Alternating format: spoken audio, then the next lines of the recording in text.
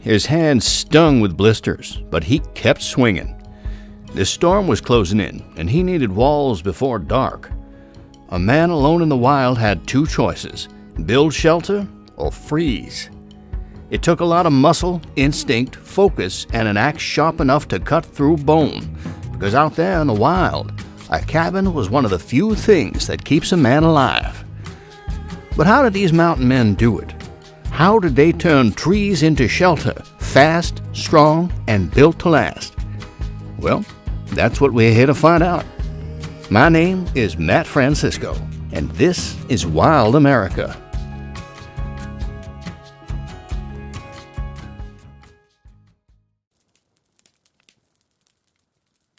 For centuries, people had stacked logs for warmth, safety, and survival. Long before the frontier, however, the log cabin had already proved its worth. Part 1. A History. The log cabin's roots ran deep, back to ancient Europe, where tribes stacked the logs, locking them tight at the corners. The Romans took notice. Vitruvius Pollio even wrote about it. But Scandinavia and Eastern Europe had mastered the craft long before, where winter demanded strong, weatherproof shelter. Logs, notches, no nails. The method spread across northern Europe and into Russia. Then came the colonists. Swedish and Finnish settlers landed in Delaware in 1638 and wasted no time. The forests were full of timber they knew how to use.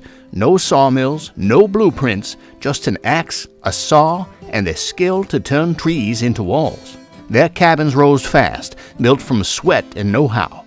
The Scots, Irish, and British settlers copied the design. A single man could raise a cabin in a couple of months. With several hands, however, a basic cabin could be up in a week, but finishing took much longer. 4 walls, a roof, and a claim staked in the wild.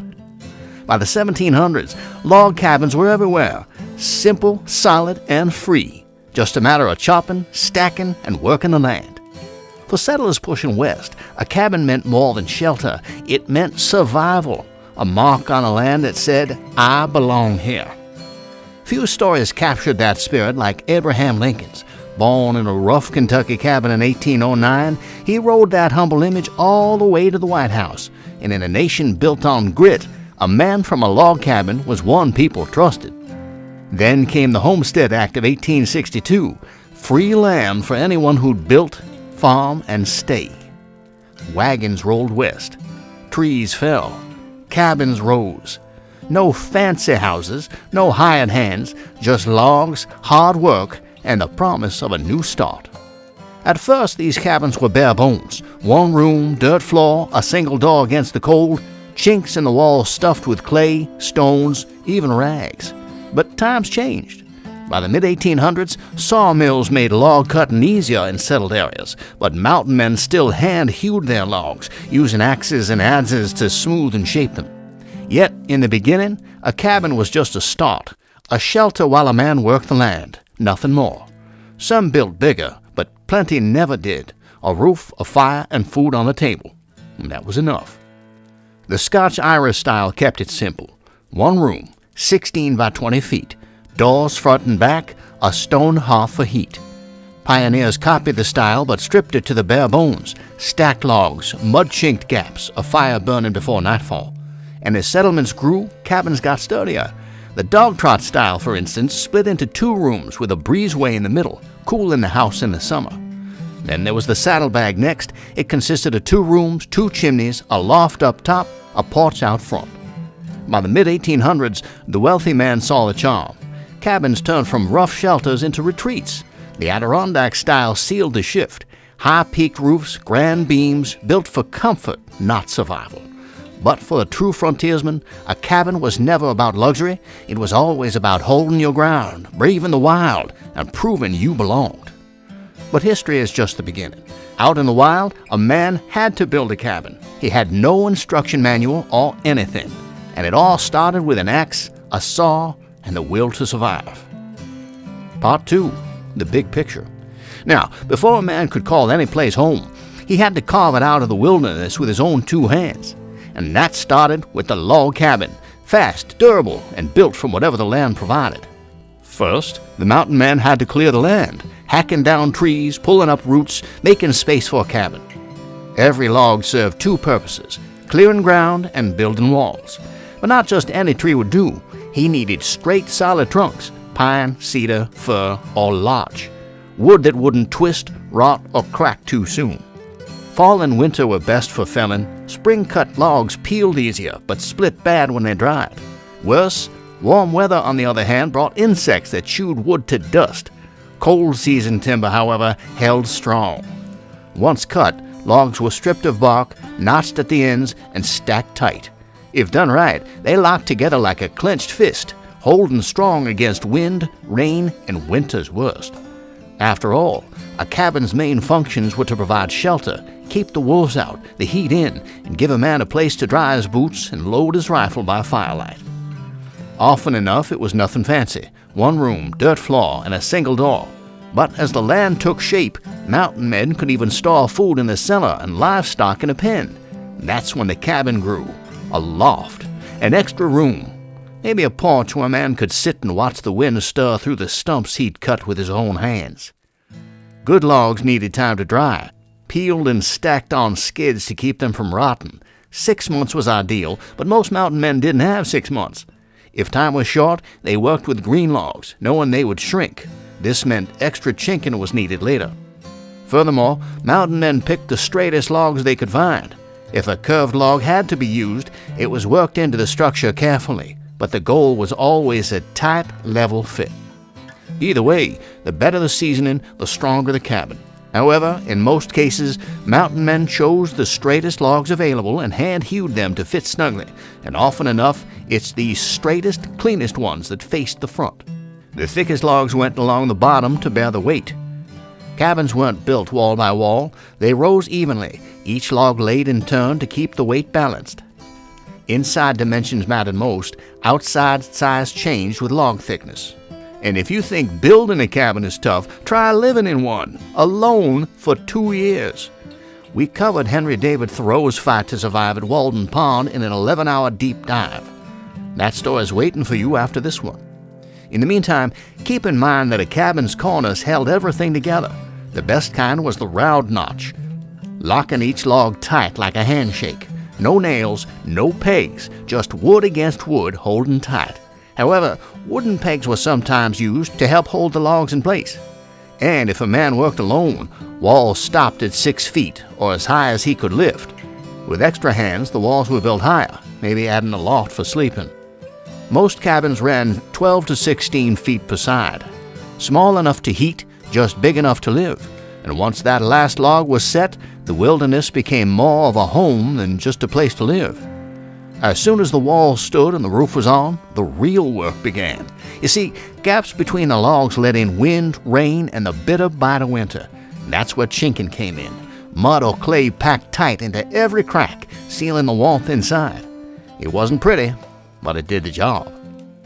Once again, a cabin's strength was its corners. That's where everything locked in, where the walls stood firm against time and weather. A lot of mountain men favored the saddle notch, strong, snug, and designed to shed water, keeping rot at bay. Instead of cutting into both logs, the saddle notch carved only the underside of the top log, letting rain run off instead of pooling.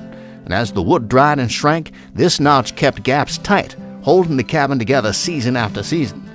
Now, a skilled hand could carve a saddle notch with nothing but an axe, but the right tools made the job a whole lot smoother: chisels, saws, and so on. Cabin building, nevertheless, started with the foundation logs, 2 running lengthwise, 2 crosswise.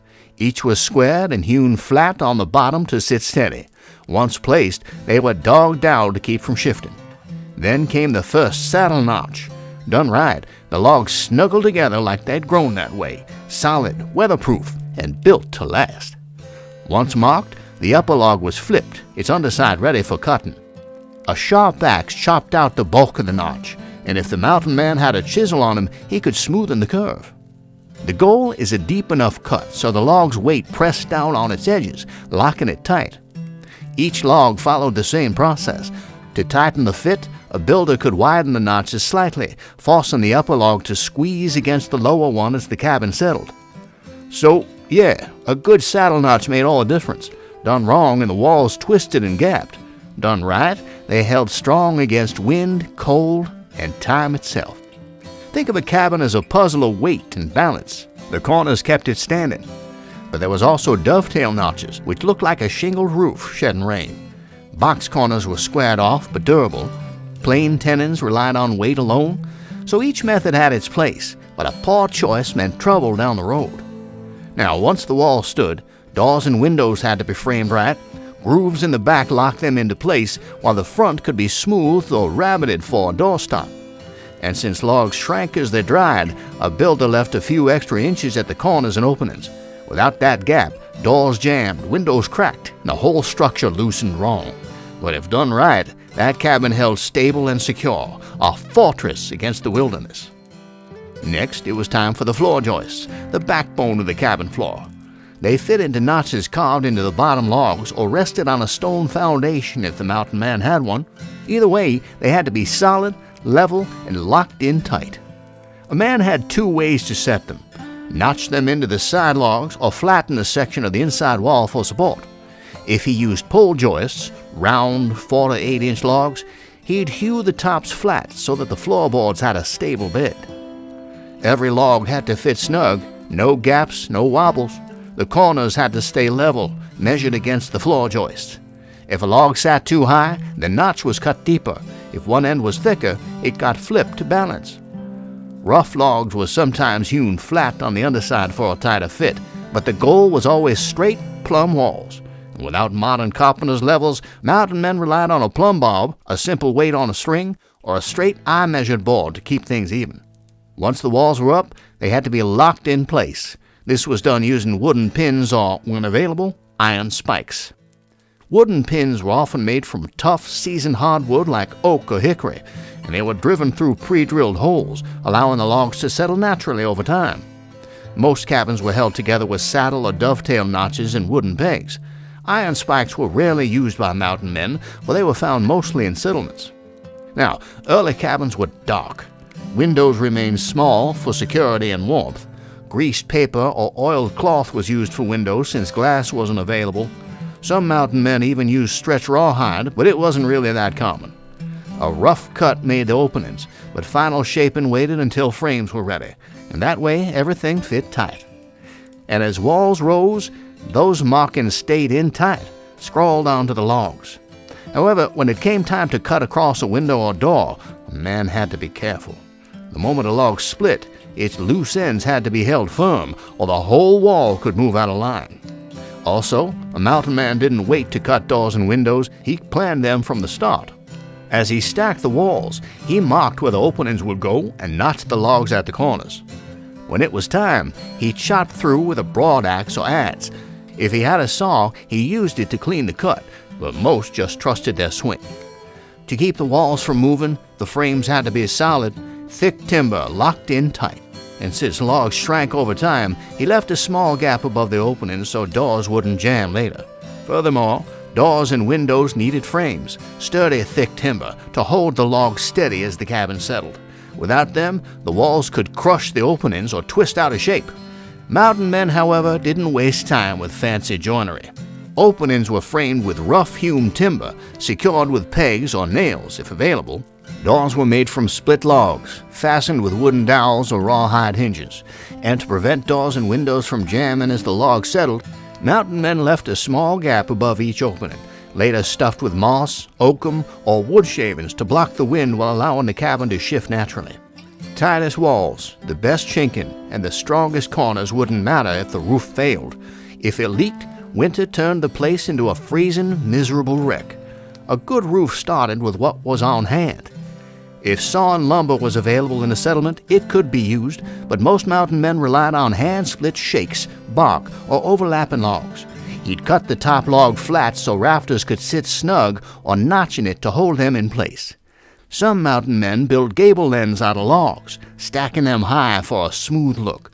Others framed them with timbers and covered them in shakes or rough planks. Shakes were the frontier standard, split from straight-grained cedar, pine, or whatever wood was handy.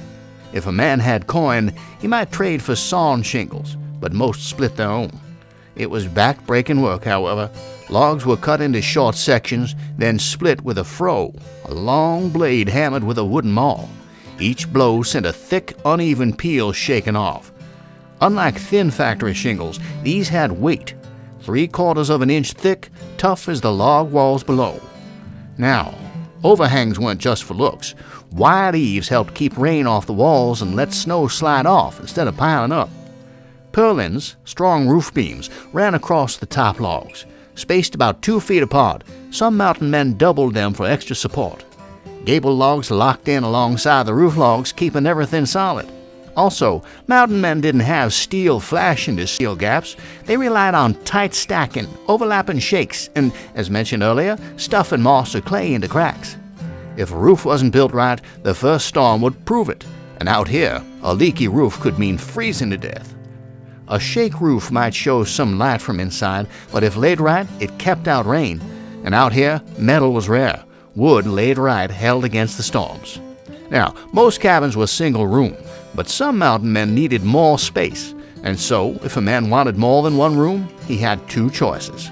First, he could stack logs just like the outer walls, locking them tight at the corners, or, if he had boards to spare, he built a frame partition, a lighter wall braced between the logs, but he never conjoined it to the cabin walls. The logs settled over time, and anything attached across them would tear itself apart. Now, in regard to gap filling, some builders in Scandinavia had a different method, chinkless construction, where logs were carefully scribed to fit so tightly that no filler was needed. But frontier survival didn't allow for that kind of fine craftsmanship. A mountain man didn't have weeks to carve out perfect joints. He needed a cabin up before the first snowfall. That's why most cabins relied on saddle notches or simple dovetails, quick, strong, and good enough to hold. Now, a cabin without a fireplace wasn't much of a cabin. Without it, winter crept in fast, and a man could freeze before morning. Fire meant warmth, light, and food. It was the heart of every home. Most frontiersmen built their fireplace first, stacking rough-laid stone at the gable end before raising the walls around it. Stone didn't burn, didn't rot, and once set, it held strong against time and weather. The hearth was wide and deep, big enough to cook meals and heat the room. The foundation had to go below the frost line, dug deep so shifting ground wouldn't crack the chimney.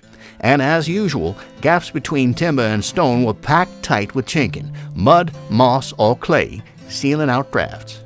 In the wilderness, there were no fancy heat chambers or metal inserts. Instead, thick stone walls soaked up heat, radiating it long after the fire died down. Some men built double-thick hearths to hold the warmth even longer, and once the fireplace was set and the logs stacked around it, a mountain man might take one last step to protect his work. Outside, he rubbed bear grease or certain animal fat into the wood to fight rain and rot. Some mountain men relied on proper log selection and wide eaves for protection. It wasn't perfect, but out here, nothing was. Simple measures, but they meant the difference between a cabin that stood a few hard seasons and one that lasted a lifetime. Now, a cabin started bare. Just a table, a bed, maybe a stool if time allowed. No clutter, no extras. Everything had a purpose. If a man needed furniture, he built it himself, from the same trees that framed his walls. Lodgepole pine out west, oak or hickory back east, whatever was strong and nearby.